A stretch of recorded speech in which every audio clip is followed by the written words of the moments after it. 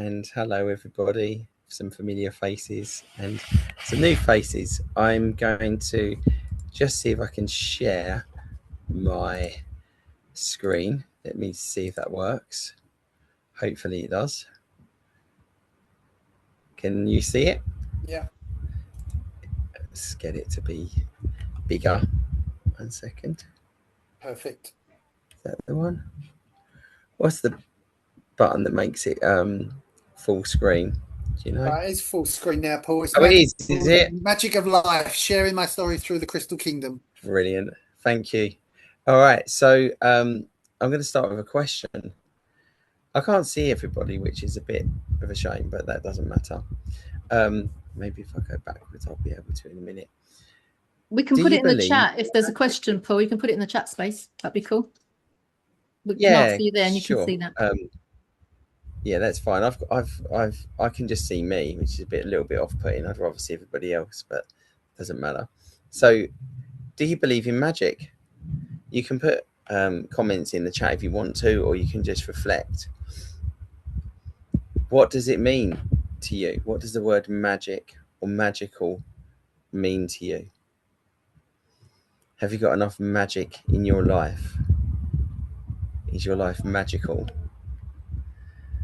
So as Alan quite rightly said, this is me sharing my journey through the word magical and through the Crystal Kingdom. So let's go to the next slide.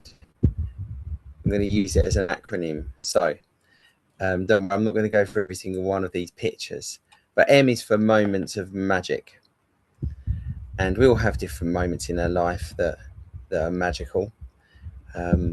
The first one on the top left corner was a magical moment for the world. That was me when I was born. So hopefully that's been a positive thing. Me and my two brothers, me and my dad, some of them are cropped a bit, but out with friends, performing on stage with Damien Rice at the Palladium, which was pretty special, pretty magical. Working with an incredible mentor for 5 years, a self-made billionaire from the US called JR. He will definitely tell you that thinking big is the thing. To think big because you'll never be bigger than your thoughts, and to dream big because you'll never be bigger than your dreams. Me and my children, after I'd published my first book, some family moments with children, my children, you know, as they were younger, being much more willing to participate in photos than the fourth from the right on the bottom, which is my daughter just not cracking a smile no matter what I did, which is quite fun. Dancing with my shirt off in Soho, which is quite fun. They say dance like no one's watching. There was a lot of people watching, but I still danced like I dance at a wedding, dad dancing. That was quite fun. So yeah, moments of magic. We all have magical moments in our life, whether that's the birth of a child, marriage, starting a business. There's lots to think that are magical. And just going to see if I can move to the next screen. Here we go. And so the A in magical is for awareness. So you see some of these photos again and some new ones. Something that I wanted to share is that we all go through difficult times too, right? Someone was just mentioning in the chat just now that they lost their dad. Unfortunately, just a couple of hours ago, my uncle passed away. That top left-hand corner looks like a nice family photo. Bit of a trigger warning here for those in the room. That was the day after my brother took his own life at the age of 25. From the photo, you'd never know.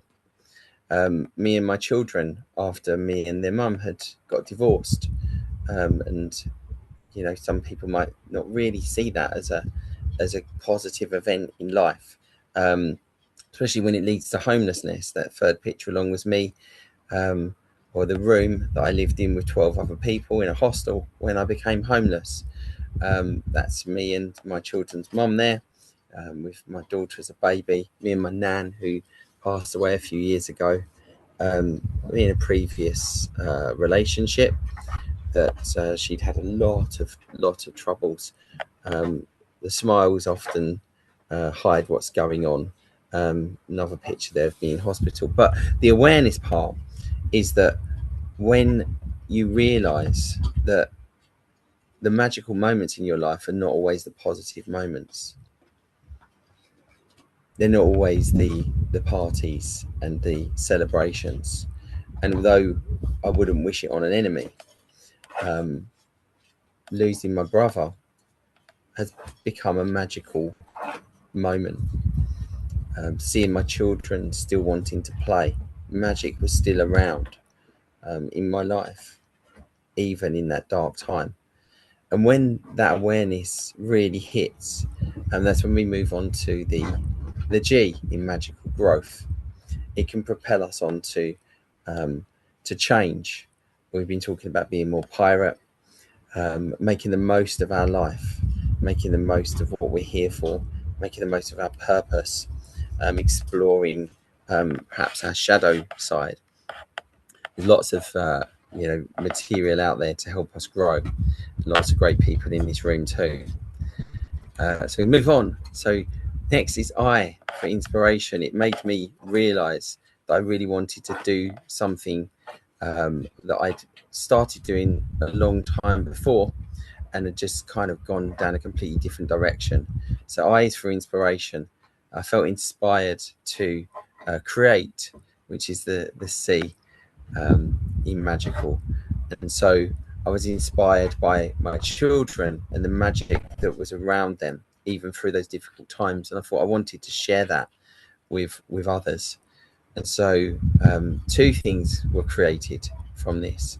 First of all, the magical secret of the Crystal Kingdom, which is a middle grade fantasy novel that provides positive reinforcement messages and coping mechanisms in a fantasy story for 8 to 12-year-olds. But it doesn't matter if you're 60 years old or older, you can read the book and enjoy it.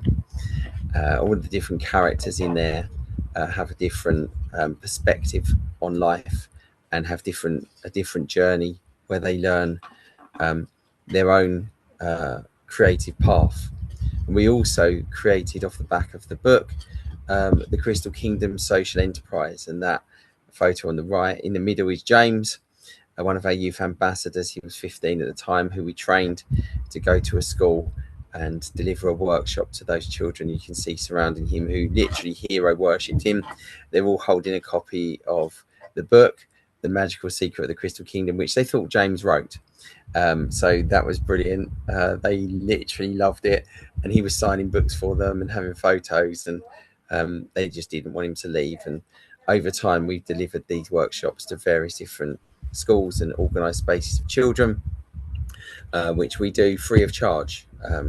It obviously costs money to deliver. They all get nice packs, but it was all about really giving those children an opportunity to recognise that they're amazing just as they are, and to inspire them to create too. Okay, so that's where we move on to the final letters. Advocacy. A for advocacy is standing up for what we believe in, making progress, and putting it out there. Again, good theme of being more pirate and exploring that map. It's about raising awareness of the challenges that are faced by young people these days. Of course, they seep through into pressure in adulthood, but raising awareness is what we're all about, and empowering those young children to be able to pursue what they love and to, dare I say it again, be more pirate themselves. We build relationships and networks through community engagement, and the more we advocate, the more it becomes about legacy and creating an impact that lasts beyond us. Someone said to me once that I've planted a tree that won't reach maturity until long after I'm gone, but it will provide shade for many, many generations. And I believe that that's true. It's a framework that enables anyone to make an impact and create their own legacy. So we have that community interest company that reaches out to various different aspects sections of the community, and there's different ways that people can plug in. We provide free workshops and resources to young people, and reading programs, which is extremely important because it encourages imagination, and reading for pleasure is the biggest single indicator of a child's future success. So why do we need it? Again, I mentioned about a trigger warning. You know, there's a lot of awareness in this room about some of the challenges that people are facing out there. The statistics change regularly, but those statistics obviously aren't just statistics, they're people's lives. And whatever way we look at them, to me, it's unacceptable that young children, anyone, in fact, is going to the extreme of taking their own life because they don't want to be here. But the self-harm, and then those that are on the verge of that, by any way you split the demographics, it is a leading cause of death from children as young as 10, but through every age bracket across both or all genders. It's early intervention that really can help this, getting in there early to help those children recognize their true nature, their true amazingness, and then once that light bulb goes off, they want to pass it on. So a little bit of a summary of where we're at. We've completed all of our pilot phases. Everything works. We provide programs and workshops and packs to schools and other organised spaces of children, from charities and youth workers to hospital wards, hospices, detention centres. We're now in the proof of scale phase. We've delivered to on average 30 to 50 children each year. This year we've delivered to over 300, and we need to just complete that up to anywhere between 1,200 and 1,500 before we can expand nationally, which is a main aim. There's a lot of schools in this country. There's a lot of children, roughly about 3 million new children enter the school system on an annual basis, and that's just in the UK, and our plans expand outside of the UK into Ireland and Canada, US, Australia, New Zealand, and beyond. These are some of the people that have helped us. Sarah, who's on the call, has helped us significantly with our brand guidelines, but these are some of the board members. We have Tabs, who is the co-founder of the Crystal Kingdom, responsible for the training. I'm not going to go through every single person, but there's some amazing people here with amazing backgrounds that have really helped us to move the Crystal Kingdom from literally just an idea for a book into a community interest company that's really making an impact. We have over 20,000 children waiting for our programs just in one county in the UK. So how is this all funded? So there's different ways that people can help. You could buy one of our packs. You could buy it for someone in your life, a child in your life that would enjoy the activity packs, or you could buy one for one of the children in the schools. Most of the people I talk to are in business in some way. So we have business development packages that help those business owners get more clients, reach a wider audience. That's the main area that funds our work. You could take an advisory role on our board or on our tactical operations. You could help run one of our workshops, help train some of our youth ambassadors, get in touch with local schools, ask them if they want the program, promote us on social media. You can win yourself some money by buying one of our lottery tickets, or straight up make a donation. As I mentioned, the main area is business development.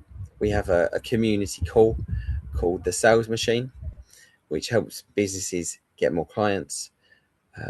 It's a membership, but anyone is welcome to come as many times as they want until they see the value and decide to become a paying member. I can put the link in afterwards, and if anyone's got any questions, that is me done for now. Wow, thank you.